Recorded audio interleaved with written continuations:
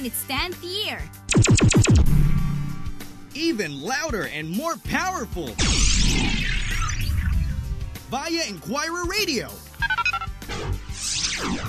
Voice of the Youth Radio. It's the newest and most trending show on radio. Know the latest in technology. Engage in the most awesome advocacies. And meet the coolest young Pinoys. Power up and share your voice. Hashtag Bodhi Radio. Only here on Inquirer Radio 990 AM.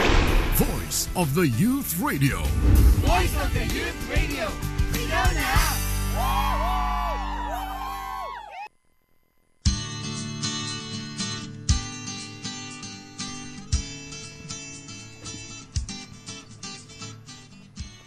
The youth of today has an innate desire to change the world. Whether it's the environment, communication, technology, peace, or health, young people recognize problems and are eager to be part of the solution. We can all do our part in paving the way for the youth so that they can become well-balanced and successful leaders of our nation. We are the power. We are the youth. Welcome to Voice of the Youth Radio.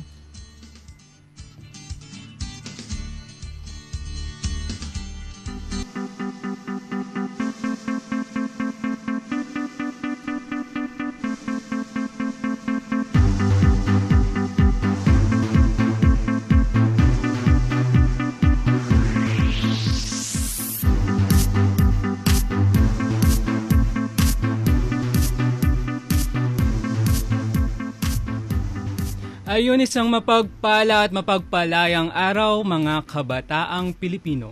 Welcome to the Voice of the Youth Radio. Isa na namang Sabado na punong-puno ng information, inspiration, involvement, and empowerment ang ihatid sa inyo ng nag-iisang radyo ng kabataang Pilipino. Siyempre po, hatid sa inyo ng nag-iisang The Voice Master, Sir Pocholo de Leon Gonzales. Siyempre po, ang Voice of the Youth Radio ay awardee ng Hildegard Award ng St. Scholastica's College, Most Outstanding Achievement in Media, Radio Category, Official Youth Media Partner of the National Youth Commission at ng United Nations Envoy on Youth at proud member ng Youth Media Network Philippines. Siyempre po, kasama sa ngalan ng The Voice Master, Sir Pocholo de Leon Gonzales. Ako po, ang inyong Youth Media Master, Ryan Malandog. Kasama rin ang nag-iisang Voice Care Queen. Yes, of course. At ang nag-iisang ate ng Voice of the Youth Network at ang ate ng lahat ng kabataan. Ako po si Ate Ada. Magandang hapon po sa lahat ng ating mga katinig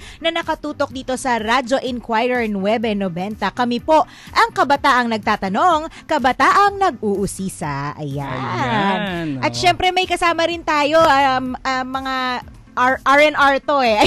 R&R. Puro pala kayo R. Ako lang ang A. Ano ba yan? Sige, bati mo na kayo. No? Dali. Bati mo na. Hello. Isang mapagpalayang hapon, mga ka-votee. Ito po ang inyong Votee Ambassador, Raymond Gutierrez. Ayan. Hello po, ako po si R2 Joke.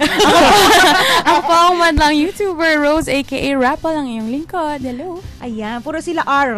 Yes, Ayun. At syempre, sabi nga po ni Youth Media Master Ryan kanina, sa ngalan po ng nag-iisa, ang poging-pogi at love na love nating Voice Master ng Pilipinas na si Sir Pocholo de Leon Gonzales.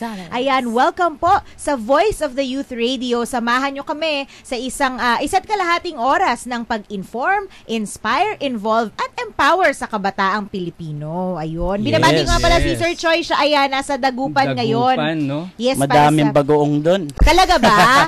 Ayun, para sa National Convention ng JC... Convention ba? Conference? Basta yung NatCon ang tawag nila doon. Ng JCI Philippines. Ingat-ingat po, Sir Choi. See you soon. Ayan. And speaking of, talaga tinuloy-tuloy ka na. Pwede bang magpasalamat lang? Dahil last week po kami ni ang ating beloved news director na si Miss Arlene De La Cruz ay nagpunta ng Davao. Yes. Ayan, dahil kami po ay nag-workshop doon. Minute namin ng mga young inquirer. Ayan, ng Mindanao. Yes. O, diba? So maraming salamat po sa University of Mindanao at sa University of the Immaculate Conception at saka sa Holy Cross of Davao College. Sila yung mga schools na meet natin dun sa Young Inquirer training sa Davao. Maraming salamat. salamat. Sa Media Org, ayan, kay Alice at kay JP. Ayan, thank you very much. Maraming salamat sa pagtulong sa amin. Oo, di ba? At saka nakakatuwa kasi ang daming sila, parang ang eager nila na mag-contribute para sa Young Inquirer. At ang gaganda ng mga storya nila, actually. Wow. Oo. Tsaka lalaki na ang Voice of the Youth. Naman, syempre. And speaking of, syempre, binabati rin natin ang ating mga kasama sa Creative Voices Productions, lalo na po ang ating VoiceWorks Batch 34. Kayo din, estudyante kayo na, di ba, Rose Raymart? Yes. Oh, di ba? Yes. Kamusta naman ang workshop? Oo nga. Ano to? Second class? Second day, Second second day. class. oo. Kamusta naman? Rose, Exciting. ikaw? Talaga ba? I love it. Come on, guys. Join VoiceWorks. Wow.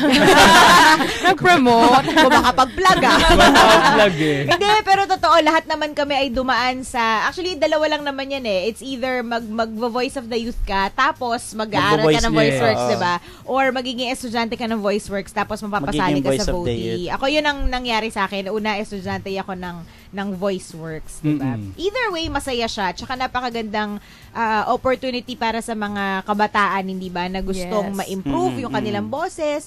Ako nga naisip ko, hindi lang naman siya yung sa mga gustong mag-aral, mag-dub, hindi ba, magboses sa mga commercial. Kasi talagang in general, siguro, more than anything, ang madedevelop mo dito yung confidence mo eh. Yes. Di ba, sa pag-express ng sarili, o di ba, tignan mo tayo. Wala lang. Parang naging normal na lang sa atin kung Oo. ganito ang ginagawa natin. Oo, naalala ko nung unang-una ako nag-broadcast, nginig-nginig pa ako. Alam mo yung gano'n, yung parang hindi mo alam kung ano sasabihin mo, hindi ka Oo. makasagot, hindi ka makasalo, yung mga Yes. ganyan. But look at me now. Charot! May gano'n. Ayun. At syempre, meron lang ako personal na pabate. Babatiin ko muna yung number 1 fans ko po sa bahay. Parents ko nakikinig, Lope at Imelda Quaresma. Ang ate ko na si Abigail, ang bunso kong kapatid na si Nino.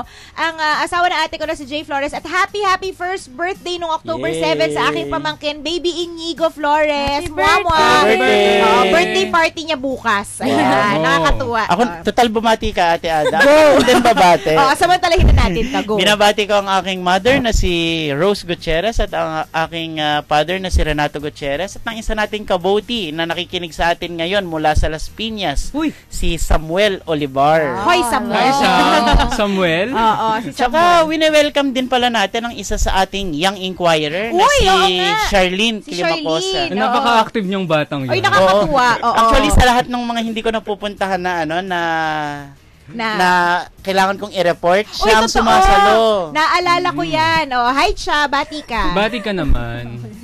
Magandang hapon sa lahat na nakikinig dito sa DZIQ 990 AM. Yes.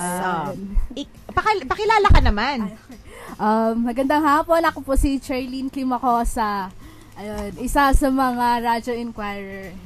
Young Inquirer Young ng Inquirer. Metro Manila. Oo, napakasipag na bata, hindi ba? At saka marami na rin siya napuntahan mga events, hindi ba? Lalo na ng National Youth Commission. Hindi Halos ba? siya lahat ang umaattend pag National Youth Commission. Talaga ba? Kamusta Oo. naman ang experience mo, Cha? Ayun, actually, sobrang saya ko talaga dahil first time kong makarating sa iba't ibang places, sa iba't ibang events. At makamit ng kapwa mo kabataan, di ba? Opo. Oo. Actually, yun nakakatuwa dito sa Voice of the Youth, no? Ang dami-daming mga events, ang dami-dami Yes. natin mga napupuntahan kung saan. Kasi dati, parang ang nangyayari sa atin, a-attend tayo ng ganitong conference, ng ganitong seminar, o tapos, hindi Yes. ba? Parang, Yun, ganun. oo, anong mangyari after? Ano yung parang, paano mo siya i-apply or paano mo siya bibigyan ng meaning, di ba? Sa real life, kumbaga, di ba? Kaya nakakatuwa lang dito sa Voice of the Youth. Ganun eh. Ganun eh. At dahil, ikaw, Rose, meron ka bang gustong batiin? Sige. Hello po, mama, sisters. I love you. Oh, Yeah. Ayan, at sa Yeah. lahat po ng ating mga katinig na merong gustong, kung gusto nyo makibate at kung gusto nyo makijoin sa aming chikahan, mamaya marami tayong guests. Nakakatuwa actually yung mga pag-uusapan natin, nakaka-excite. At kung gusto nyo chikahan sa amin, pwede nyo po kaming i-text sa aming text line na 0939-899-3033. Ulitin ko po, 0939-899-3033 or tumawag sa aming hotline at 519-1875 or 76. Yun. Siyempre, pwede nyo rin po kaming mapanood via live streaming. Bisitahin lang po aming ang website na radio.enquirer.net and kaway-kaway. At siyempre, ayan, sa aming Facebook po, ayan ba, Voice of the Youth po. Hanapin nyo lang Voice po. of the Youth Radio. Yan. Yan. Oo. Napaka, anong tawag dito, i-like nyo po ang aming page. Dali na po. Kasi konti lang po yung nagla-like po sa amin. Nasa ano lang 3,985 lang konti po. Oo, ang konti po Mga ilang minuto, 4,000 na yan. Ay, taray. Diba? Oo, next week, Humble nyo naman. next week 1 million na yan diba? At dahil dyan, speaking of numbers, alam nyo ba na 75 days na lang Pasko na? Uy, Merry Christmas! Oo nga, regalo ko. We wish Tsaka, you a Merry Christmas and a Happy New Year. Yay! bakit tapos agad? Parang ano lang yung, birthday mo, happy birthday to you. Tapos agad yung Agad. kanta. Pakain ka na. Diba? Nasa lang ano. Ay, nako. Anyways, ayan, dali, i-like nyo po kami, facebook.com/Voice of the Youth Radio. At doon kayo makichikahan sa amin. Pwede nyo kaming PM ng kung ano mang comment or pabati ninyo. Yan. At ano na susunod? Dahil ano na? Marami tayong mga events ngayon. Ay, oo nga. Totoo yan. At mamaya mag-promote din ako. Mamaya na. Maya-mayang konti. Pero bago mag-promote. Nakita ko na yan Dapat sasali ko yung dito sa news ko. Ay, talaga ba? Ano ba yun? Oo. Ipopromote yan ni Ryan every week hanggang mangyari. Every week. Tapos hindi pala natuloy. Huwag kang ganyan. Nako ha. Ayan, sige nga, alamin natin kung ano ang mga latest na events na dapat abangan ng ating mga katinig. Ayan, syempre hahatid sa atin yan ang ating ka-votee na si Rose para sa Events of the Youth. This is Votee Radio's News for the Youth. Ang APEC Voices of the Future ngayong taon ay gaganapin dito sa Pilipinas sa November 12 to 19, 2015. Ang APEC VOF ay isang annual youth program na nilalahukan ng mga young leaders and educators mula sa 21 APEC economies. This year's program will include rich cultural immersion, multilateral dialogue on APEC priorities, and participation in the CEO Summit where they will listen and be involved in discussion with business leaders and government officials. Para sa kalatang detalye, bumisita lang sa official website ng National Youth Commission na www.nyc.gov.ph.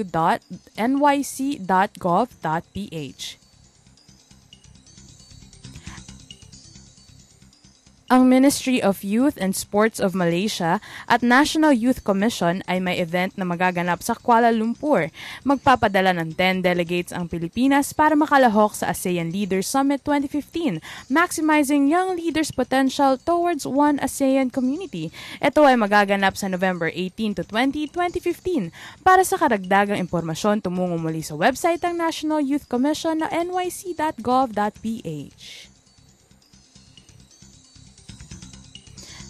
Media Maze presents Broad Talk 2015 Broadcast Journalism Workshop. Gaganapin ang kauna-unahang Broad Talk 2015 sa November 7 and 8, 2015 sa Punta Manila, Mandala Park, Shaw Boulevard, Mandaluyong. Ang nasabing workshop ay inorganisa ng Media Maze, ang grupo ng mga media practitioners na kinabibilangan nila Paulo Bediones, Pocholo Gonzales at iba pa. Layunin ng workshop na bigyan ng sapat na impormasyon at inspirasyon ang mga MASCOM students para maging handa sila sa mundo ng media. Para sa karagdagang impormasyon, bisitahin lang ang official na Facebook page ng Media Maze. Tumawag o mag-text din sa numerong 0927-287-8061 or 0947-4642-319. Ako po ang inyong lingkod, Rose Lope, kabataang nagtatanong, kabataang nag-uusisa.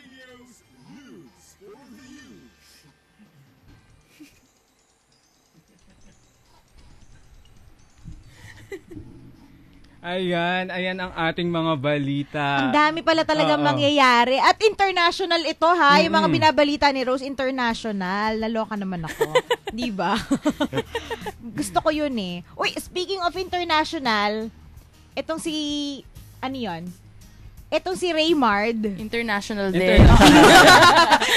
Kaya nga siya ang ating Voti Ambassador. Ito si Raymard kasi sa sobrang kasipagan niya at sa sobrang dedication niya talaga sa Voti ay magiging international na tayo. Alam niyo ba yun? Kwentuhan mo nga kami, Raymard. Ano mangyayari? Actually, this October 16 to November 12, 2015, pupunta kami ng ating kabuti na si Samuel Olivar sa Indonesia, tsaka sa Bali, Indonesia, tsaka sa Singapore. Wow. Ang layunin natin ay palakihin at palawakin ang Voice of the Youth Network. Magko-conduct din kami ng youth empowerment seminars. Tapos magkakaroon din kami ng coastal cleanup kasama din natin dito ang Wow Bali. Uy, talaga? Isa tong malaking grupo ng mga kabataan sa Bali, Indonesia. Kasama ko din dito yung mga nakasama ko during the Forum for East Asia and Latin America Countries o PIALAC.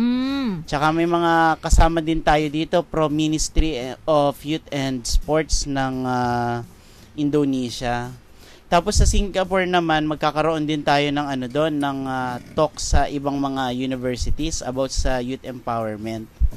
And ito pa ang masaya, sa ating mga kaboti dito sa Pilipinas, magkakaroon na din tayo ng Voti TV na mapapanood sa cable. Talaga ba? Yes. Oh, wow! In fairness, actually yan, magbabalik. Oo, dahil a few meron years na siya ago before, nagkaroon. diba? Yes, oo, meron na talagang TV version ang Voice of the Youth. Abangan natin yan. Pero ngayon, ang kagandahan, multi-platform na tayo. Meron na tayong magazine, meron na tayong electronic billboard, meron na tayong bus. Talaga? Lahat, pati cable, pati satellite. Sakop na natin ngayon. So, lalaki ang Voice of the Youth. Naman, hindi, at saka ang nakakatuwa kasi dito, hindi lang siya yung idea na yung parang na mapapanood or maririnig tayo sa iba't ibang platform, kundi yung idea na anong tawag dito, anong tawag dito, yung idea ng youth empowerment na dadala natin sa mas maraming kabataan, hindi ba? Kasi nakakatuwa, Raymard, yung part na kinuwento mo na nung kinuwento mo sa Indonesia din sa talagang natutuwa sila. Oo, di ba? Kumbaga parang bago sa paningin nila at saka hindi paningin sa pandinig nila, hindi ba, na merong ganitong organization na talagang ang layunin ay mag-empower ng kabataan. Yes. Tsaka yun nga, sabi din nila, unang napansin nila is tayo ang pinakaunang-una na station or na program youth media na talagang ang mismong nagbo-broadcast is kabataan. Ang mismong team is puro kabataan. Correct. Genuine youth participation. Oo naman. Kumbaga, a program for the youth by the youth. Yes. Diba? Yun naman talaga ang ating goal. Kumbaga, ang ma-empower talaga ang mga kabataan. Tsaka, ngayon hindi na lang natin pwede sabihin kabataan Pilipino, hindi ba? Kumbaga, kabataan sa iba't ibang parte rin ng mundo. Nakakatuwa. Ayun. Well, good luck. Mamimiss ka namin. Gano'n kayo katagal? Oo nga. Around a month. Tapos meron pa, tapos January meron tayong Korea, magkakaroon din tayo ng Malaysia. Sama. Wow! Si Ate Ada kasama yan sa Korea. Sama sa Korea. Ito na lang ang isipin nyo. Kung ano man yung first time lang na punta yun. Syempre, madami pang iba pagkakataon. Hindi, tsaka ito yung Huwag na kayo mag-explain, sama nyo na ako. Hindi, Rose, alam mo, ito nga yung kagandahan. Dahil, yun nga, iba-ibang bansa na pupuntahan natin. So, tayo din magte-train sa mga youth doon sa bansa na yun. So tayo din, mapupunta din tayo sa iba't ibang bansa. Sige, dito na lang ako magti-train sa Pilipinas. Baka mapagod ka, Rose. Oo, di ba? Sabi nga nila, be careful what you wish for. Baka mawala yung pagka-Pilipino ko kakapunta ko sa ibang bansa. Okay na lang. May ganon. Nakakaloka. At dahil nga ang oras natin sa buong Pilipinas, syempre idamay na rin natin ang Singapore. 20 di ba? Magka-oras tayo. Ayun, 26 na minuto na po makalipas ang 3:00 ng hapon. Ituloy-tuloy na natin dahil sabi ko nga madami tayo makakapiling na sa pag-inform, inspire, involve at empower sa ating mga kapwa kabataan. Unahin na natin ang ating first guest, Raymard. Okay, our first guest is a descendant of EDSA or the Epifanio de los Santos Avenue yung family nun. And Wow. Mr. Don Antonio Bautista, yung Secretary of Interior ni Emilio Aguinaldo. She is a lover of arts, food, animals, photography, digital arts, movies, and the color pink na katulad ng suot ni Ate Ada ngayon. Oo nga, nakapink ako. Graduated from St. Scholastica's College, Uy, Manila Sisters of kami. BSc Management Information Systems. Tapos she has been working in the school for 15 years, undergone overseas training and marketing activities of the school. The program director of First Academy of Design, Miss Margot de los Reyes. Welcome. Welcome Miss to the Margot. program. Hi, good afternoon po sa inyong lahat. Ay, hindi ko marinig si Miss Margot. Ulit lang po, ma'am. Ulit po. Ayan na, okay na. Okay, sorry. Good afternoon po sa inyong Good lahat. afternoon, ma'am. Correction lang po, it's Margot de los Santos po. De Margot. los De los Santos. Santos. Hi, Miss. Yes. Ayan, si Miss Margot. Ay, Miss Margot, nakakatuwa naman. Nakaka-proud talaga pag nakarinig ako ng Scholastica. Ay, ganun ba? Scholastic Ilan bang din mga po kulasa ako. dito? Ako po, Okay. Pero yung show po namin, awardee. Yes, School. Hildegard. Ayun na nga. Yes. Yes, diba? yes. Ayan, First Academy. So, Miss Margot, ano po ang saan ang school ninyo located? Okay, we are located. Dito lang actually malapit lang tayo. Neighbors lang tayo sa may Buendia Corner Paseo. Uy, malapit na. It's very near yung Buendia MRT. Miss Margot, ano po ba ang pinaka-forte na courses ng First Academy? Alright. Actually po, ang First Academy, ginawa ho yan, itinayo yan dahil ang aming specialization, ang tinuturo namin is digital arts lang. Uy. So, kumaga clinic kami, we're a small school, pero ang aming specialization, forte, is all about digital arts. Digital arts. And actually, very broad po yung digital arts. Yes. Meron yun 3D, may multimedia, may web, at saka graphic design. So, and it's a certificate courses lang po. Mga 6 months ang aming training program. 6 months. Yes. So, sa ngayon, ma'am, kailan po ba nag-start itong academy ninyo? Okay, yung First Academy of Computer Arts, 2001. So, nag-15 years na po. 15. Medyo matagal-tagal na. Nakikita ko yan, lagi silang umaattend sa yung sa high school. Yung First Academy, doon ko nakita yan. Tapos, ano po yung mga bago ninyong mga courses ngayon, besides yung sa digital, Okay, normally, ang programs namin kasi 6 months siya, so intensive program yun. But now, we've also opened our courses for mga high school students. kasi Uy, nga high school, K plus 12. Because of the K-12. So, medyo, ang mga students namin ngayon, medyo bagets na rin. Normally kasi mga, mga college graduates or Yes. college students. But Yeah. now, medyo, Pero 6 months, yun lang yung, maximum na yun? maximum na. Oh. Yeah. Tapos, ma'am, ito ang matanong ko kasi maraming taong nagtatanong, TESDA accredited po ba yung mga courses ninyo? Yes, apo. So pag ganun, skills ng Oo, tsaka makakatulong din to kung gusto magtrabaho ng estudyante abroad, di ba? Yes, definitely. Ang maganda po kasi doon sa program namin, in 6 months, kahit zero knowledge, no? Kahit na wala kang background sa arts or anything like that, pero may passion kayo to explore, to become an artist. So, we can train you, we can transform you into a digital artist in 6 months. And then, ano po ba yung makukuha nila in 6 months? Of course, we have a certificate and yung digital portfolio. Digital mga nagawa. portfolio basically is kung ano yung mga best works mo. project mo. So, when you look for work, yan yung mga pinapakita mo sa mga portfolio. employers. Ganun po. Yes. May scholarship din kayo, Miss Yes. Margot? Ang scholarship po namin, in-offer po namin yan dun sa mga indigents natin na very talented. Actually, you'll be surprised dahil may mga ibang scholars kami na yun nga, mahihirap sila pero very talented. Ang galing ng kamay nila. So, May mga- sayang naman, di ba, pag hindi natin bigyan ng opportunity. May mga graduates na kayo na, saan sila usually napapasok na work, ganyan? Okay, iba-iba siya, no? Depende dun sa kung saan sila pumasok. Normally, may mga advertising companies. Pwede po ba kayo mga magbigay film. ng ilan na hindi Pero meron na din po ba kayong mga napadala abroad na mga estudyante nakapagtrabaho sa abroad? Tama po. Marami kaming mga students na nasa abroad na rin. Malamang kasi nandun ang demand, hindi ba? For animation, hindi ba yung mga ganon sa... And also, actually, isa din yun yung reasons nila kung bakit sila gusto mag-train. Dahil they want to go abroad and they want to bring a skill that is going to be usable.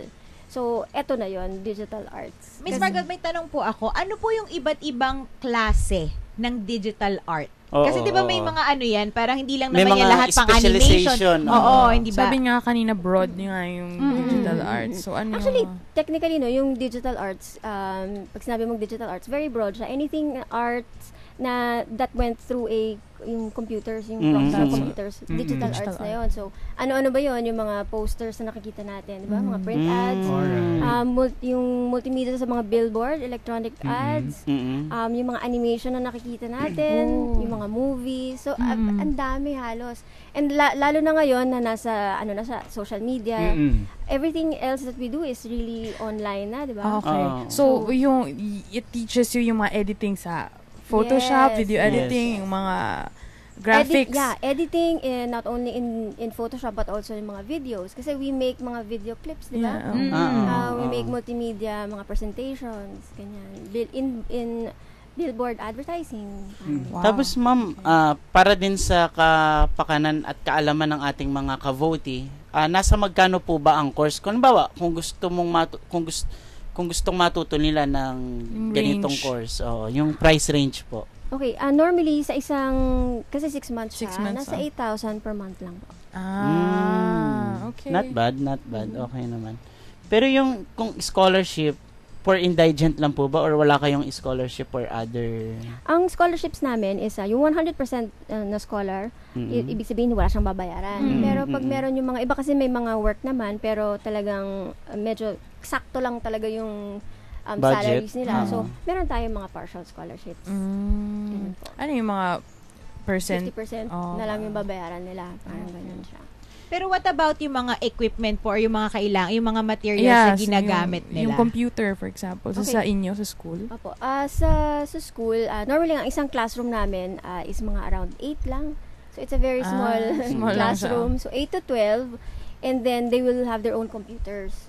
So, we take in 8 students per class and then isa-isa sila ng computer. Ma'am, ano yung pinaka-in-demand na course ngayon na kinukuha ng mga bata? Actually, 3D. 3D animation. 3D. Animation.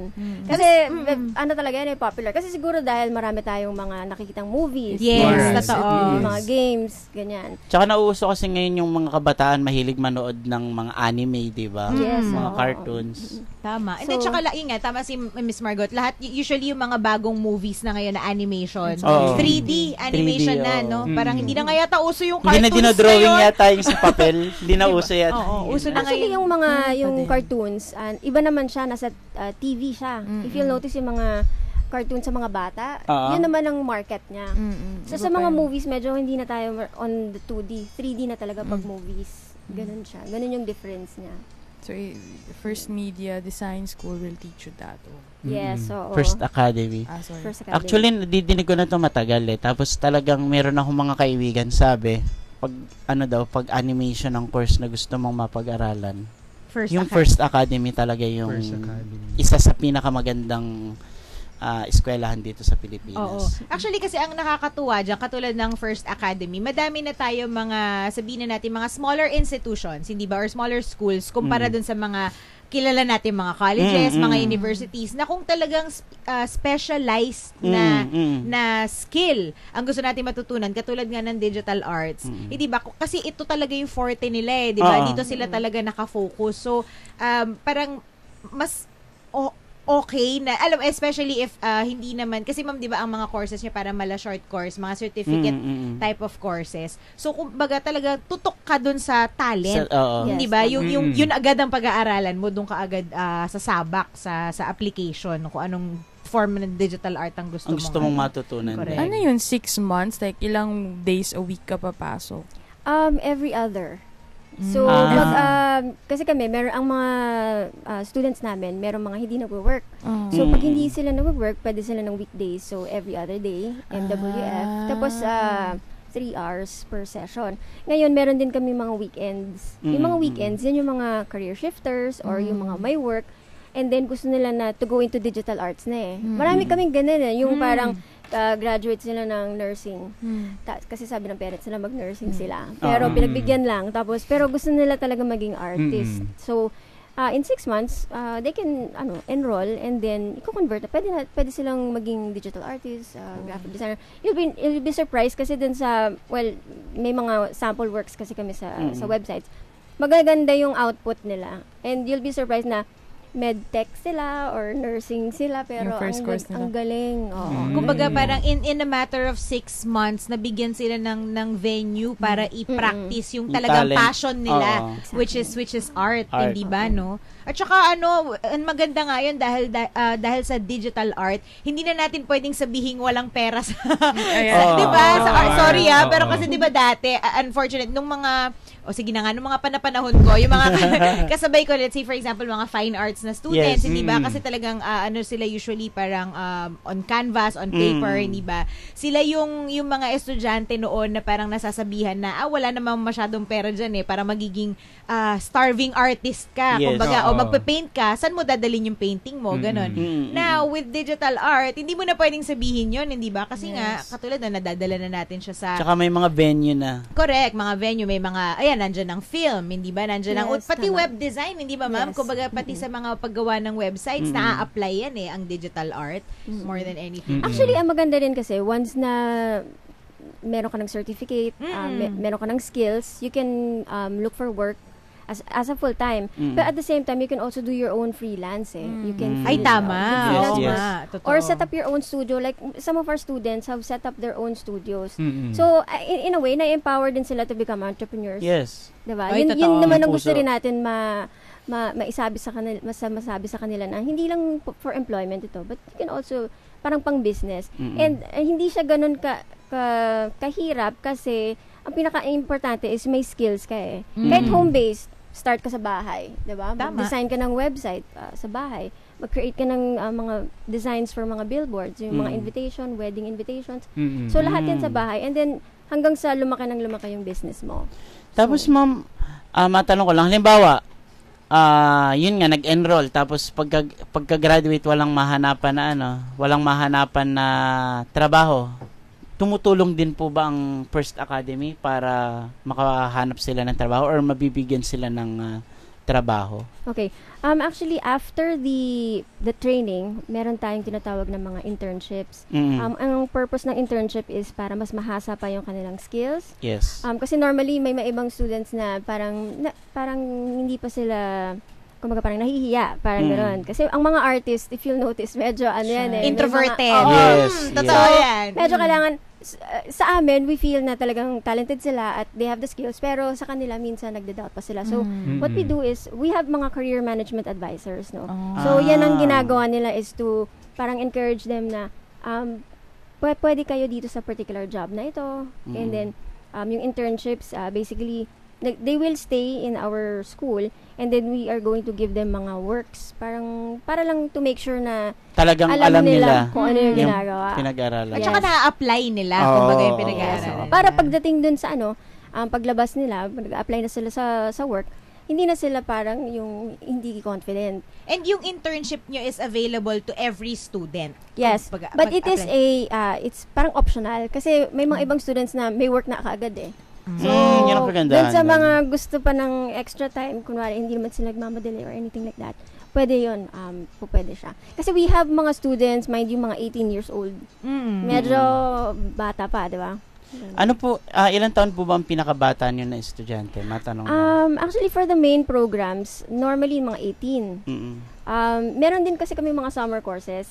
Para naman sa mga bata talaga yun, like mga 7 years old, 10 years old. Galing Tsaka meron na nga silang high school na tatanggapin for the coming year. Yes, kasi K-12 na diba? So, basically, itong mga tinuturo natin, mga animation, medyo mas bata na yung mga natin, mga students.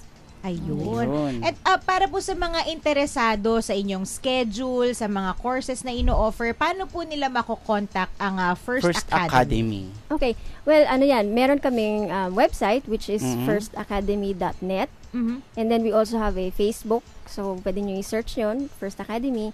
And then our telephone number is 898-2724 hanggang 26. And then, we would also like to invite dun sa mga gusto mag-explore kung para sa kanila yung digital arts, meron kaming mga trial classes. Ang trial class is basically, may hands-on yan. So, it's usually around 3 hours. So, ina-explain namin kung ano ba yung digital arts and ano-ano yung parang process ng paggawa ng, for example, packaging. And then, meron silang hands-on. So, they will learn a little bit about 3D and some Photoshop. Ganon. And then, after nun, we will further explain kung ano yung mga different tracks. So, we have web design kasi 3D, ano-ano yung mga career opportunities for each track. Yun. Ayan, maraming salamat po si Miss Margot de los Santos ng First Academy of Digital Arts. Computer Arts. Ayan. Yes. Next time, makakasama pa ulit natin yan si Ma'am. Naman. Yes, dahil ang daming mga pwedeng pag-usapan about digital arts. Totoo yun. Totoo. At saka para sa atin ng mga katinig, no, sa mga kabataan na merong creative juices na gustong i-express, gustong ilabas. Ayan. At gusto ring i-develop, hindi ba? Pwedeng mag-aral ng digital arts. Yes. Miss Margot, baka meron kayong gustong batiin?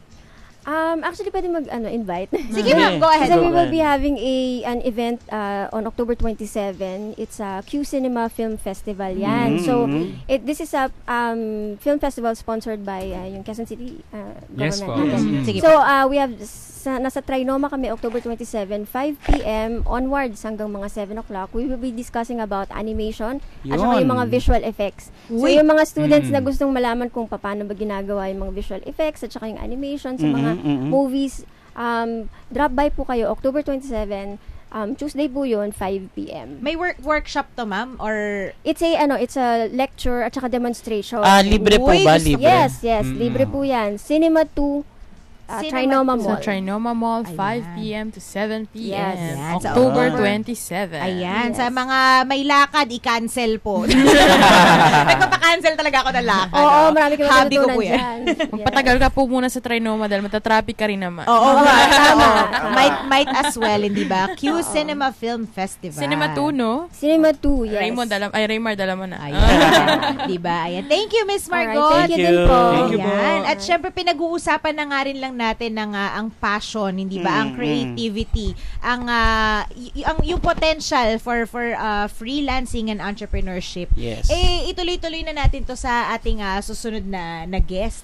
Dahil meron din, 'di ba? Kasi nakakatuwa ngayon sa mga panahon ngayon, lalo na para sa mga kabataan. Marami ng mga organizations, marami ng mga venue para sa mga gustong mag-business. Yes. 'Di ba? Ano na 'yan kumbaga naging anong tawag dito, naging isang default option na talaga siya for people na imbes na pagtapos mo mag-aral, automatic maghahanap ka agad ng trabaho, di ba?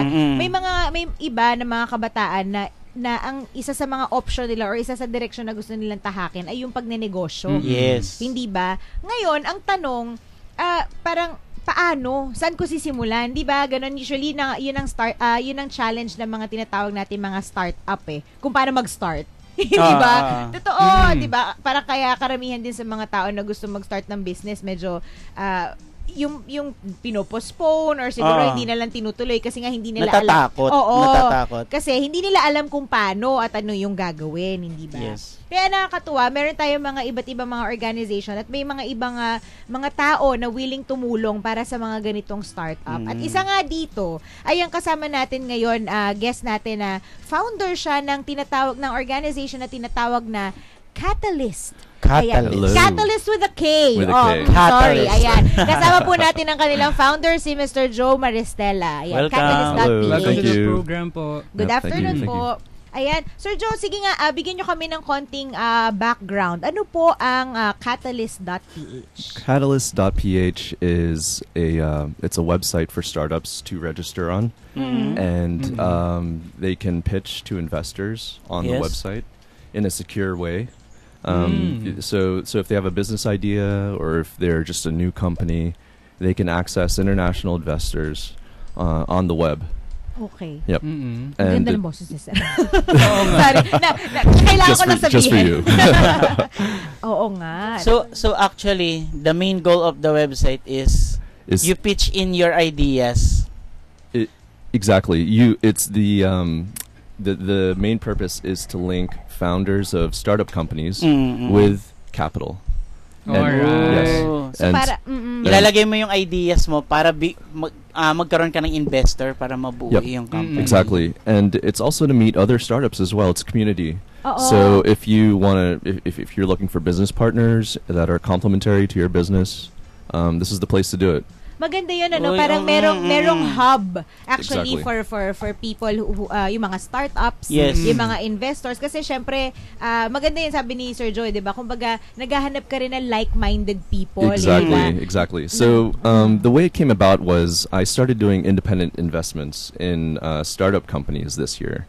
And by doing that, I realized that there were a lot of routine processes. I kept asking for the SEC registration, kept asking about their references. So if you ask twice, thrice, better program it and have a computer do it. And that's what Catalyst became. And now my friends are using it to vet and screen startup companies. And it's sped up the process where a deal might take 6 months. Now it might take 3 or less months. Yeah. Wow. So it's really streamlining the way that we invest locally in our local startup companies. So Joe, ikaw personally, ano po ang background mo? So how did you end up parang with this kind of, kasi for me personally parang advocacy na siya eh, di ba? For you to For sure. It's very early on. A lot of foreign investors are saying it's very early in the Philippines to be supporting an initiative like this, but really you need something like Catalyst to jumpstart the whole thing. Of course, the big guys like PLDT and everybody is investing in this kind of thing. Oh, really? But nothing is happening at the grassroots level, the indie level, and the individual independent level. I got into it. My background's in the BPO business actually. Okay. So I started a BPO business here in 2008. And I did it from scratch. I didn't have any help. I didn't know anything about the SEC. I didn't know anything about the Department of Labor. Right. And so I had to learn all these things on my own. I stood in line for the business permits and all this stuff. And now that I have some free time, now that the BPO is running on its own a little bit, I thought about doing Catalyst because I myself went through that startup right. phase. That's what I was gonna say. Sa bagay tama at saka ang ganda kasi 'di ba, yung the actual word catalyst. Hindi ba ang point mo naman doon is that parang it's something that jump starts. Yun a process that is a chain reaction that goes completely on its own, independent and is organic. Yes. It's like a chemical reaction. Right. Kailan po ba nag-start tong Catalyst PH? July of this year. Wow. This year lang. Yep. Nice. Pero as of now, nasa ilan na po ang members ninyo? We have close to 2,000 startup companies that are registered with a website. The website just launched a couple of weeks ago. I myself have invested in about a dozen startups this year. Wow. And and it all culminates in this event that it's kind of like a New Year's Eve party for startup companies because it's going to be the end of the month of November. We're calling it Catalyst 2015, and foreign investors and startup founders from all over Asia actually are coming coming to Manila, and we're all gonna convene at the pool club. Nice. In November 27. That starts at 4:00. It's an event that you have to request to join. Yes. And you could do that by registering on catalyst.ph. So you have to be a member. You have to register sa catalyst.ph. You have to be a community member, which is totally free. And then on your profile, as you build it out, you can request to participate in events or request to talk to investors. And Catalyst 2015 is one of those events. Nice. Actually, Ate Ada, Ryan, ang ganda nung pinaka-concept ng Catalyst.ph. That's true. Kasi karamihan ngayon sa mga kabataan, 'di ba, pagka-graduate, gusto nilang mag-business pero hindi Yes. nila alam kung paano magsimula. Oo, ano correct. daw yung steps. Exactly. Correct. Totoo. And over the coming months, we're going to open source a lot of the legal forms that we're using. Nice. Uy. We're not dispensing legal advice. Of course, there's a big fat disclosure. But it's a template and it's something to start with, and at least you can see firsthand what the mold looks like. Yes. So non-disclosure agreements, contractor agreements, all the little things, how to file for SEC. We're gonna open source all that stuff so that everybody can know how to do it. And it's not a black box. It's not a mystery. Right. Yep. And again, it's all in one place. Yes. Hindi ba? Exactly. Kasi yun, I agree kasi with Sergio, siya nga, di ba, sabi niya, pinagdaanan niya yun when he was starting his own company. Yung before, di ba, when you plan to start a business, parang feeling mo, I just have to register it, or di kaya, bibili lang ako ng office space, and then that's it. Exactly. Tapos kapag nandun ka na, you Hindi know, mo na when you alam ang gagawin mo. Exactly. That's when you find out you're at the SEC. Oh, you have to have a lease for an office, pala. And it's totally different. Oh, when you're incorporating, you have to have 5 people. Where am I going to find 5 people to be on the board? Exactly. So dito with Catalyst.ph, you already have again a hub, a venue, and of course, parang a ready set of mentors. Mentors, trainings, investors, even professionals, accountants. Correct. You can even share accountants with other startups. So if you want to share the fee, pool resources together. Exactly. So diba? it's about community also, but it's also, of course, the business part, pitching your business and really getting businesses to fruition. Yep. From the start of the Catalyst PH, meron na po bang nabuong business?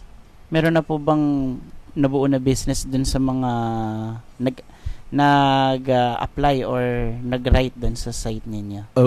Have I closed the deal? Yes, through yes. Yes, I've actually closed 2 deals already through Catalyst.ph. I found a number of startups, and to this day, I have a funnel actually that I'm processing, and same with my other investor friends. They're also using Catalyst.ph to close deals. Nice.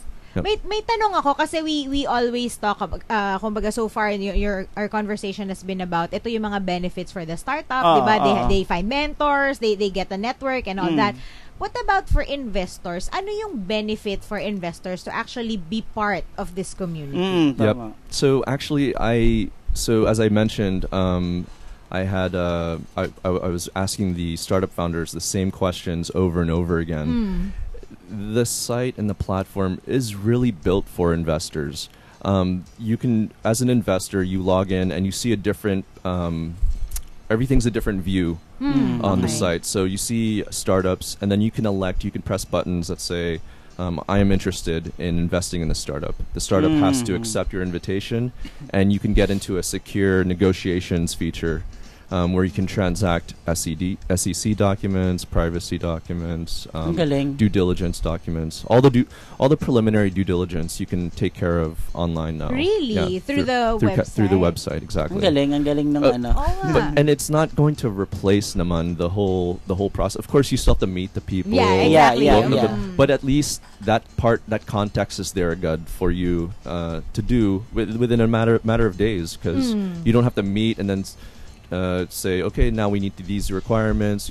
You don't have to go through traffic. Right, exactly. And that's one good example of, using the internet to your advantage. Exactly. Yes. Hindi ba? That you can, the things that you can do online, the things that you can transact online, then yun na, gawin mo na. So tama nga, Sergio, para when you meet, diba, the documents are ready, you have photocopies of whatever. It leads to a more substantial first meeting. Right.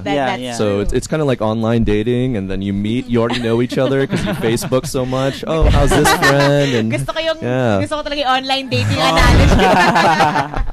Maganda yan.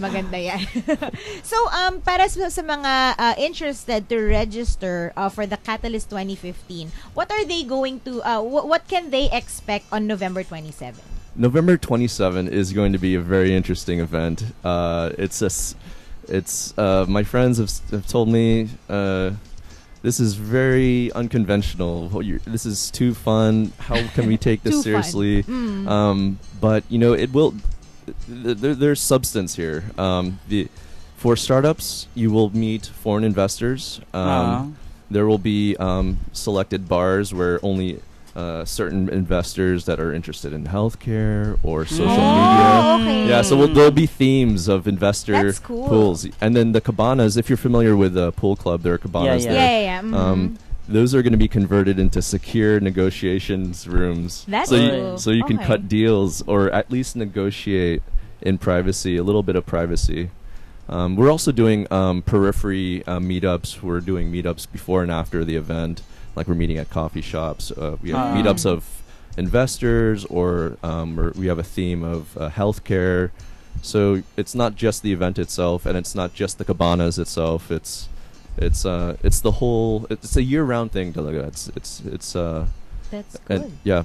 We're expecting about 2,500 people to be at the That's event. both investors and startups na. Yeah, Wow. about 500 investors and about 1,500 founders, media and partners, and just people that want to hang out, basically. That's cool. And speaking of themes, you mentioned kanina, Sergio, what are ano yung mga common types of startup businesses that are part of Catalyst? In terms of the businesses that I've personally have invested in, I've invested in financial technology. I've invested in media, social media, post-production studio, a Bitcoin company. Ano po?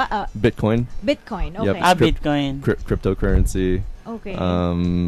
Yeah, and a few others that I can't really talk about right now, but I'm going to be announcing in the next few weeks. So there's a lot of startup businesses that are online.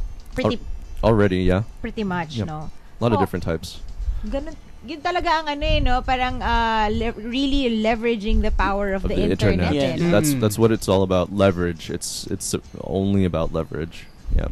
And siguro sir dun sa what about in the startup community in general? Ano yung mga industries or what are the types of startup businesses that you've seen na kumbaga parang sila yung trending in the community? Financial tech is huge. Like transacting and having digital wallets and enabling payments. Like there's a really interesting startup that I'm looking at is Parang called PayPal. Parang PayPal, coupons. There's an interesting startup called Beam and Go.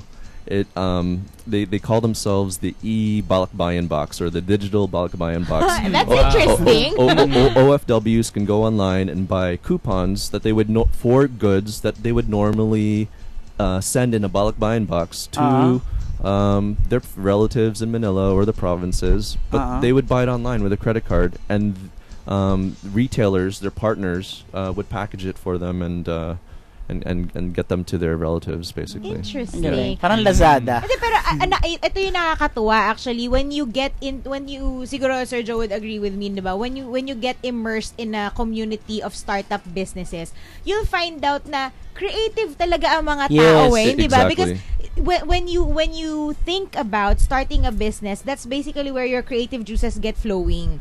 Hindi ba? Yes. Because you're out there to solve a problem, hindi ba? To meet the needs of a certain Exactly. And the startup community, this is a game changer, Talaga. This is something that's going to change the genetics of the economy in the Philippines, because it's going to spur all of our ingenuity, its creativity. It's going to manifest itself through this community. So we had I experienced the BPO industry, right? We did so well there. Why did we do so well there? Cultural compatibility, our work ethic, etc. Yeah. That's all going to push startup community as well. But this time with the startup community, it's our own products. We're not just supporting a corporate structure in the States or UK or something. Your own. It's the Filipino. Yep. It's the Filipino owned business. We're not outsourcing. It's our own business. That's true. Actually, and your market is the world. And the market is the world, exactly. And we're going. Yeah, go ahead. So yeah, it's just we're going to turn to exporting our own products now, and not just supporting our own product, not just doing tech support. That's cool. Diba? So, and it's not a matter of if, but a matter of when a big software company will come out of the Philippines, and we will no longer just be doing support for other software companies. It'll be our own. That's true. Sir, baka meron kayong, baka pwede nang invite yung mga ating kaya Boaty at mga kaibigan dito sa event ninyo. Invite niyo sila ulit. Yeah, sure. So the event is November 27. It starts at 4 o'clock. You can gain an invitation to come by registering on catalyst.ph. That's Catalyst with a K. Yes. Yan. At syempre ipopost natin to sa ating Facebook Yes, page dahil ang Voty ay official media partner na ng Catalyst.ph para sa kanilang Catalyst 2015. Yep. Yan. All right. Maraming salamat Thank po, you. Mr. Joe Maristella ng Catalyst.ph. Ayan, sir, do you wanna greet anyone? I want to greet my wife, beautiful wife. She's Hello here with po. me. Her name is Karen. Hi. Ma'am, kaway ka sa Ayan. Thank you. Yeah, thank you so much. Thank you, Sir Joe. Ayan, at dahil ang oras po natin ay 1 minuto makalipas ang alas 4 ng hapon, kami po ay magbabalik dito sa Voice of the Youth Radio. Diyan lamang po kayo. You're listening to the Voice of the Youth Radio. Voice of the Youth Radio. Voice of the Youth Radio. Voice of the Youth Radio. Voice of the Youth Radio. Ito ang DZIQ Radyo Inquirer 990. Itanong mo sa akin kung sinong aking mahal. Mamahalin niyo to sa presyong di mahal. New chicken fillet a la King meal from McDonald's. Crispy chicken fillet with butter sauce, chives, at carrot bits na may rice and drink. 59 pesos lang, complete lunch na. Isang kagat at mapapasagot ka ng... Ikaw ang aking mahal. Drive-thru na for the new chicken fillet a la King meal, complete with a regular drink for only 59 pesos. Alamin ang mga isyu at usapan na may kinalaman sa agrikultura tuwing araw ng linggo. Mula alas 5 hanggang alas 6:30 ng umaga, kahuntahan at kasabay ninyo sa almusal si Jong Manlapas sa Usapan Agri. Dito sa Radyo Inquirer 990. Ito ang DZIQ Radyo Inquirer 990. Philippine Standard Time, 4:02 in the afternoon. Ang oras ay hatid sa inyo ng San Miguel Super Coffee Original. The original just got better. Magandang hapon, narito pang balita sa oras na ito. Iaapila ng kampo ni Junjun Binay ang dismissal o pagsibak sa kanya ng Office of the Ombudsman bilang alkalde ng Makati City.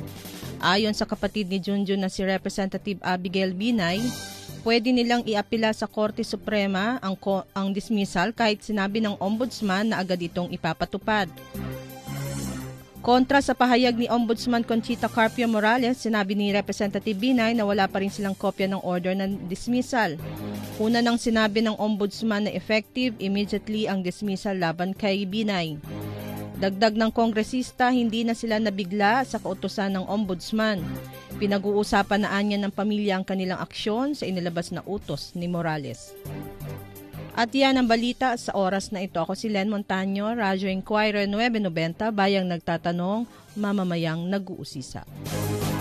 Ang balitang ito ay hatid sa inyo ng Pure Foods Tender Juicy Hotdog. Yan ang panalo, yan ang Tender Juicy. At ng Tanduay, Tanduay Select, the drink you deserve. Inquirer Conversations. Ano nga ba ang pinag-uusapan kapag ang usapan ay tungkol sa APEC Trade? Isang talakayan na magaganap sa amphitheater ng Ateneo Rockwell, Makati City, ika-12 ng Oktubre mula alas 10 ng umaga hanggang alas 12 ng tanghali. Alamin ang mga mahalagang legal at policy developments sa larangan ng international trade. Kasama ang expert na si Attorney Anthony Amunategi Abad. Kasama ang iba pang mga eksperto sa larangan ng pandaigdigang kalakalan. Inquirer Conversations is open to the public, maging sa mga kagawad ng media. Para sa reservation, tumawag kay Bianca Casilag sa 899-4426 o sa mobile number 0915-148-9358. Maaari ding mag-email sa bcasilag@inquirer.com.ph para sa seat reservation. Maaari rin ang online registration sa pamamagitan ng http://apec.inquirer.net/registration/. Ang Inquirer Conversations ay hatid sa inyo ng Inquirer Multimedia sa pakikipagtulungan ng Globe Telecommunications Company. Inihahandog ng Integrated Seafarers of the Philippines o ISP ang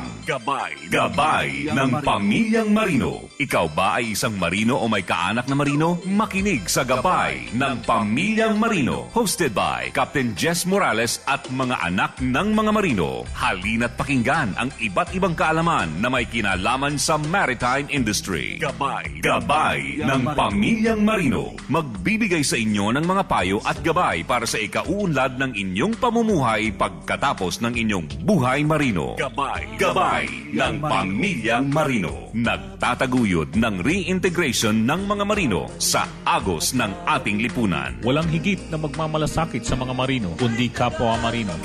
Gabay ng Pamilyang Marino. Tuwing Sabado, alas 4:30 hanggang alas 6 ng gabi. Dito sa Radyo Inquirer 990. Gabay ng Pamilyang Marino. Ito ang Trans Radio Broadcasting Corporation. DZIQ. Radyo Inquirer 990. Kasapi ng KBP. Hatid ay balanseng pagbabalita. Walang takot na pamamahayag. DZIQ. Radyo Inquirer 990.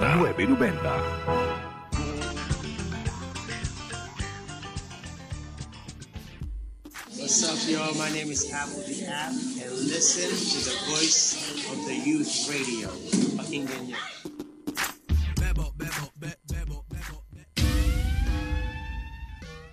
Hi, this is Boy Abunda, and you are listening to the Voice of the Youth Radio. Ikaw na.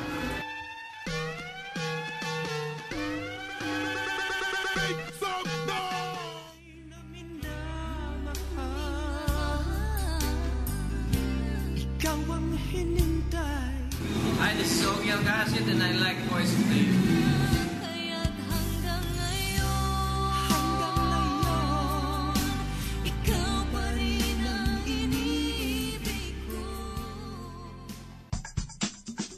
This is Anthony Pangilinan for Voice of the Youth Radio. Inspire, inform, involve, and empower.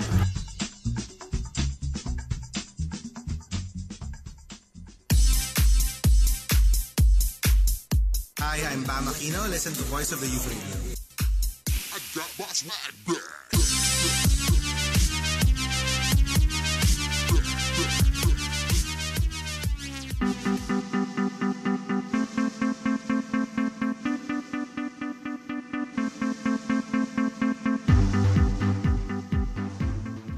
Ayan, nagbabalik po tayo sa Voice of the Youth Radio. Kami po ang kabataang nagtatanong, kabataang nag-uusisa, kasama ang inyong Youth Media Master, Ryan Malando. At syempre kasama nyo pa rin ang nag-iisang ate ng Voice of the Youth Network at ang ate ng lahat ng kabataan. Ako po si Ate Ada. At syempre, ito ulit ang Voice of the Youth Ambassador, Raymart Gutierrez. At ako po ang inyong madlang YouTuber, Rose aka Rapple. Ayan, lahat sila Raymart, Rose, Ryan. R1 and R2. Ada. Rada. Nakakaloka. At syempre sa ngalan po ng nag-iisa at ang poging-pogi at love na love nating voice master ng Pilipinas na si Sir Pocholo de Leon Gonzalez. Ayan, welcome back po. At kayo ay nakikinig sa Voice of the Youth Radio. Hi, Sir Choi. Ingat-ingat ka. Hi, Sir Choi. Kala ko Arden, Ratcholo. Sige. Push mo yung R. Ayan, tuloy sa Ate Ada. Going crazy. Mga 1 week to, di ako makabubon. Sa mga taga-vote kanina, kung di nyo naabutan, ayun nga, ang mga guests natin from First Academy, Digital Arts, and si Sir Joe ng Catalyst.ph. Daming events. Oo nga. Pero hindi pa tayo tapos. Dahil meron pa tayong kasama. Diba? Ang dami talagang nangyayari kapag ang iyong gustong, ang layunin mo ay mag-inform, inspire, involve, at empower ng kabataang Pilipino. Tama. Ang dami-dami mapapag-usapan. Dahil dyan, Ryan. Yan, papakilala na natin ang ating next guest. Ang dami niya ding affiliation siya? Youth and Student Sectoral Representative ng National Anti-Poverty Commission. Wow. Ayan, National Coordinator of Movement for the Advancement of Student Power at convener ng Koalisyon ng Mamamayan para sa Reforma o COMPRE, at siya din ang Regional Coordinator ng of Young Progressive Southeast Asia, at syempre din siya din ang convener ng SK Reform Coalition. Wow. Syempre po, ayan si Miss Ninian Sumadia. Hi, Miss Ninian! Welcome to the show! Hello po. Thank you po. Thank you for inviting me dito sa Voice of the Youth Radio. Ayan, oo nga, hindi busy si Madam no? Medyo na... Oo, bago natin pagpatuloy yan, may sinasabi si Sir Choi, Ratcholo pala. Hi, Sir Choi! Happy listening po. Ingat-ingat, sir, kung nasan ka man. Hi, Sir Choi! Lagot ka, Ray. Ayan, so si Miss Nina. Ayan, Ninya, ano naman yung pinagkakaabalahan mo? Kasi ang dami mong affiliation. Bukod sa pinabulol mo si Ryan sa mga credentials mo, girl. Sa ngayon, ang focus talaga namin since ako ay nasa National Anti-Poverty Commission, is under the Office of the President, at I represent the youth and students doon sa commission na yon. At isa doon sa mga matunog talagang issue sa ngayon ay tungkol doon sa SK Reform. Yes. Bilang diba, nagkaroon ng bicameral meeting, tapos ayun, bigyan mo nga kami ng update about sa bicameral meeting ng SK Reform Bill. Last Tuesday nagkaroon ng bicameral meeting. Ito ay pinagsama mula sa Kongreso at saka sa Senate para pagtagpuin at emerge yung mga SK Reform bills na nasa Congress at saka sa Senate. At napakagandang balita kasi at last ay naipasa ito sa bicameral conference ang SK Reform. Wow. At marami sa mga provisions na nakapasok katulad ng anti-political dynasty provision, at for the first time dito sa ating bansa ay mayroong batas na nandoon ang anti-political dynasty, at nagulat kami talaga na pumasa ito, although ito ay inaabangan talaga namin at tinutulak na sana itong anti-political dynasty provision ay maisama nga doon sa SK Reform Bill. So, okay. So isa lamang yun. Actually, merong 5 na mga reform provisions. So, that's one. Yung una, yung anti-political dynasty. And then so ibig sabihin, yung mga kamag-anak ng mga politiko, halimbawa, ang kanilang anak, kasi that's usual na nangyayari, yung kanilang anak tumatakbo as chair ng SK, diba, sa mga barangay. So, hindi na pwede yun. Oo, hindi na yun po pwede. Yung mga magkakamag-anak sa barangay, even the national na mga elected officials, hanggang sa munisipyo at saka probinsya ay hindi. So, hanggang second na degree ng consanguinity and affinity. So, yun, hanggang second degree. And then yung pangalawa ay yung pagtataas ng age. Kasi before, yung ating SK ay hanggang 15 to 17 lang. Yes. Ngayon, ang mga... anong edad na? Ang edad na po pwedeng tumakbo for SK ay mula 18 hanggang 24 years old. Kaya si Rose, pwede ba ito tumakbo as SK? Sayang, hindi na ako abot. O sige na, ikaw na abot. Hindi, yun nga, yung sa SK, bago mo ituloy yung mga provisions. Bakit ba? Since pinag-usapan na natin yung age, syempre kasi ako, pag libaw gusto mo, diba? You wanna help. Yes. So, meron bang mga training, mga ganyan? Kasi alam ko dati parang wala namang ganon. Yes, so, ngayon, meron na? Merong training. Actually, that's the third na ano yun? Pag nag-sign up ka, ganyan? For SK, nire-require, merong mandatory training. So, halimbawa, kung ikaw ay gusto mo na tumakbo yung bago for ka SK, umupo? Dapat bago umupo, merong mga mandatory trainings katulad ng leadership training, on financial management, paano yung transparency at accountability once na sila ay umupo na. So, before ikaw tumakbo, meron dapat mandatory training na pagdadaanan, at while ikaw ay nakaupo, dapat meron din continuous na program na pagdadaanan yung mga ating SK officials. Para malaman mo yung gagawin mo talaga. Sino naman na magte-train sa kanila? Yun. Well, marami yung mga po pwede nating makapartner na matrain. Isa na dyan yung marami sa mga organizations na nag-o-offer din ng mga ganitong trainings. And of course, yung mga nasa... NGO? Mga NGOs. At the same time, itong National Youth Commission in partnership with NYC and NAPS-UIS. So, doon sa edad, I just want to clarify na yung mga pwedeng maging miyembro ng SK ay from 15 to 30 years old. Kasi 15 to 30. So that means, kapag ikaw ay 15, pwede kang bumoto, pero hindi ka pwedeng tumakbo. Ang pwede lang tumakbo ay 18 to 24 years old. So yung 25 to 30, 25 pwedeng to 30, bumoto. yeah, they can vote and then they can still be part of local youth development councils. Kasi yun yung isa sa mga reform na isinama doon sa SK. Katulad ng itong LYDC, so we call it also Nakatipunan ng Kabataan. So ito ay para hindi lang yung elected officials yung may involvement. Dapat yung mga youth organizations sa barangay involved din sila. So magkakaroon ng council kung saan ay ito yung nag-check at taga-monitor sa SK, yung ginagawa nyo ba ay inline ba doon sa agenda na pinag-usapan natin. Yung council na yan, binoboto din yan ng mga... And then ito ay i-form din ng mga youth organizations. So parang mas lalo kang mabibigyan ng space para mag-participate. So if you're not elected as an SK official, you can still be part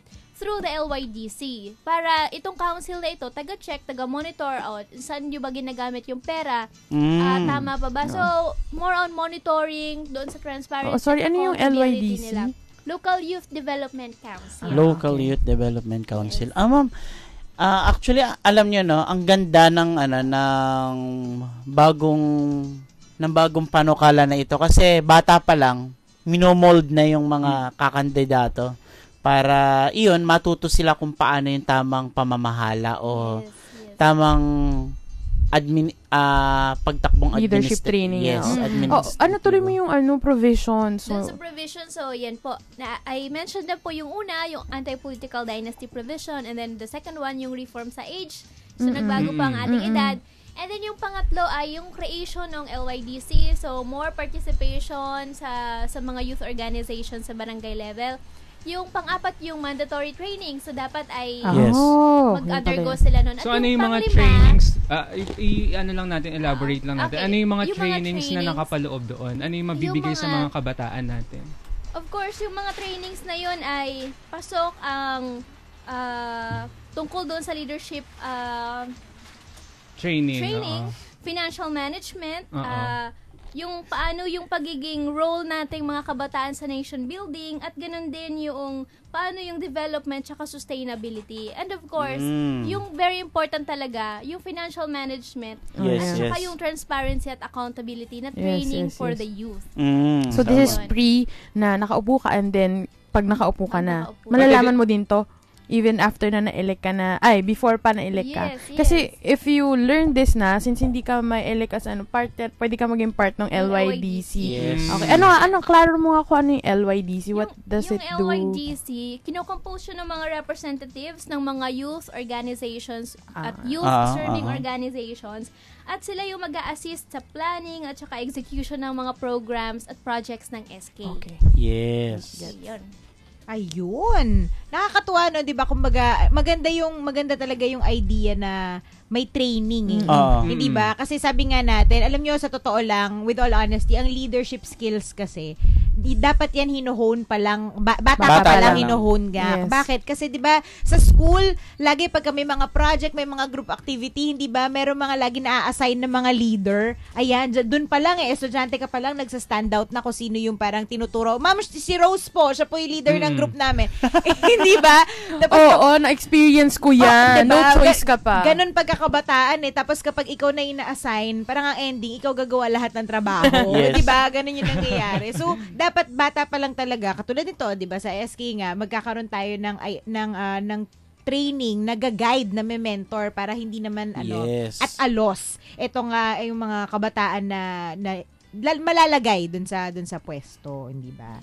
Yes. Ayan. Ryan. Siguro after nitong bicameral meeting, paano na siya tatakbo? Saan na siya pupunta? Sa ngayon ay talagang pinapanawagan nga namin kay Pinoy na isignan niya itong batas na ito. So after the bicameral, i-ratify siya ng Senado at saka ng Kongreso, and then ibibigay natin kay Pinoy para sa kanyang signature, and then para i-enact na siya as law. Ito nga yung sinasabi namin na itong daang matuwid na ito, dapat parte niyan yung pagreforma sa ating SK. So, yung pagreform doon, lalo na, sabi ko nga talaga kanina na for the first time, yung anti-political dynasty ay nandyan. dito sa SK reform na ito at yung pagbabago ng edad. Although marami before sa mga criticisms na sinasabi nga nila sa SK kaya dapat daw i-abolish na daw ito. So, katulad ng mga issues on corruption, issues na parang yung mga kabataan naman daw ay nagpapa-elect lang pero hindi naman talaga nila ginagawa yung kanilang trabaho kasi nga bata pa daw sila. At sila ay nag-aaral daw, mga ganon. So, dito sa SK reform na ito, ay we want to address yung mga ganong klaseng mga criticisms nila ni SK. So, pagdating sa corruption, meron dito na financial independence na binibigay para sa mga kabataan, pero may pag-check ng kanilang transparency at accountability. At isa din doon sa reason, bakit 18? Kasi nga dati, 15 to 17 lang, hindi sila pwedeng makulong kapag sila ay nangurap, sila ay pwedeng magnakaw ng pera. So this time, 18 years old na sila, 18 to 24, kung sinong mag-file ng kaso against sa kanila, pwede silang makulong. So they can be really accountable dun sa mga kanilang ginagawa. Yes. Lalo na sa pag-handle ng funds at talagang magiging responsable sila. Ayun. Maraming salamat, Miss Nina. Siguro na lang, final challenge para sa ating mga kabataan kung paano sila magiging, anong tawag dito, parang ano yung pwede nilang magawa, di ba, to support or in support of yung SK reform.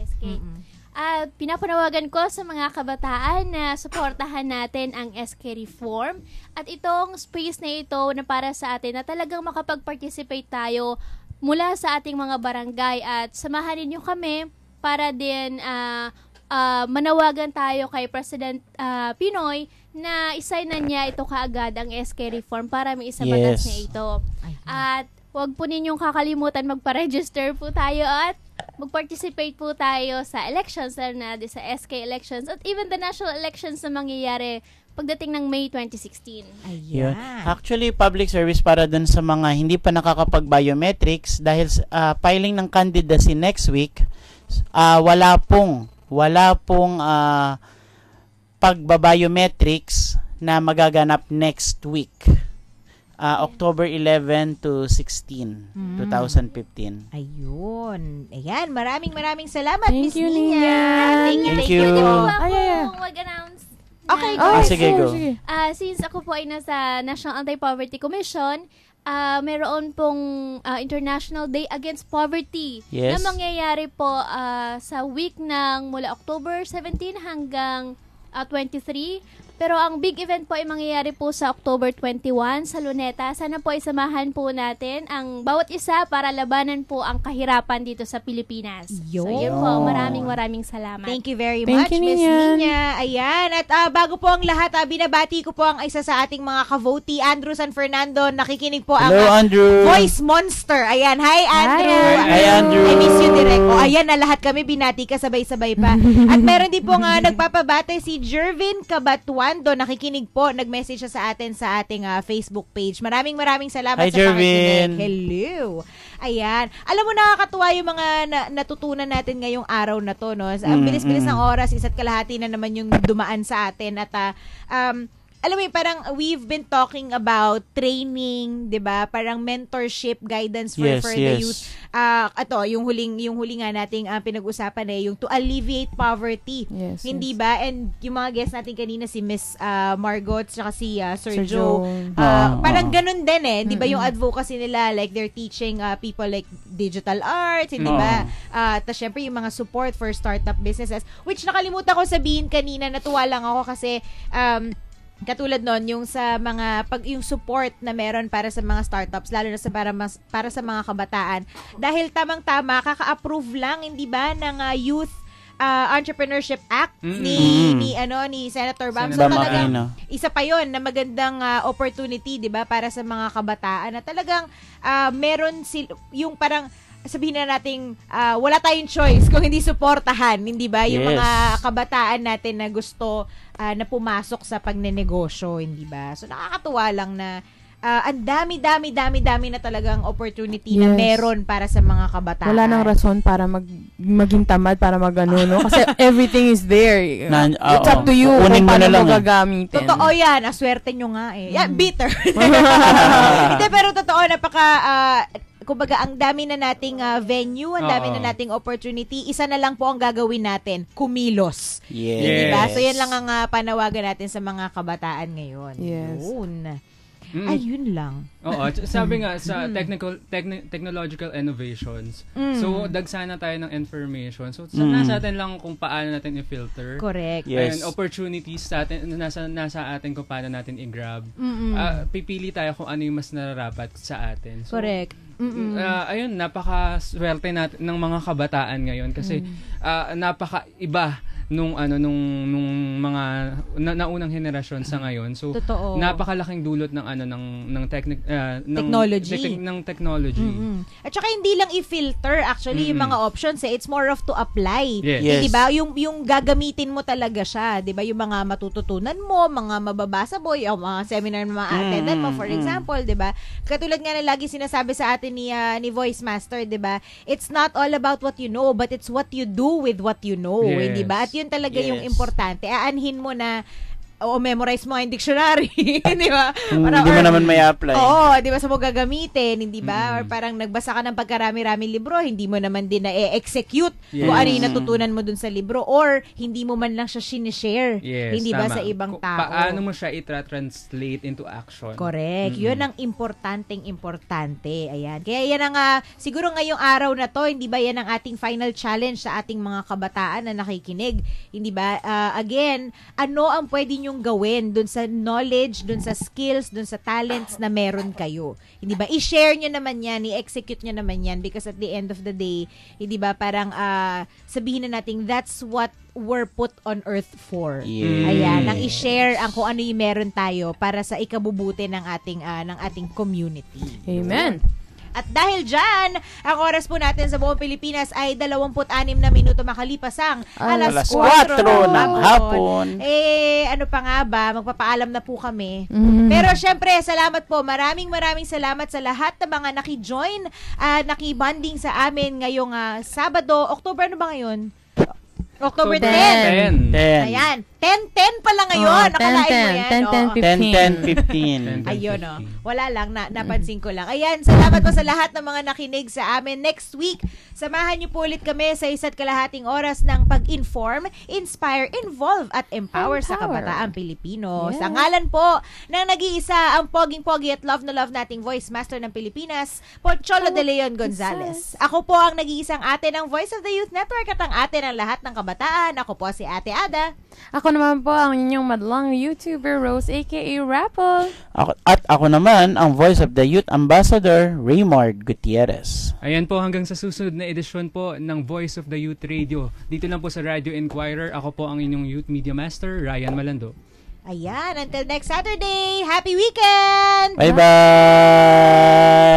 Bye!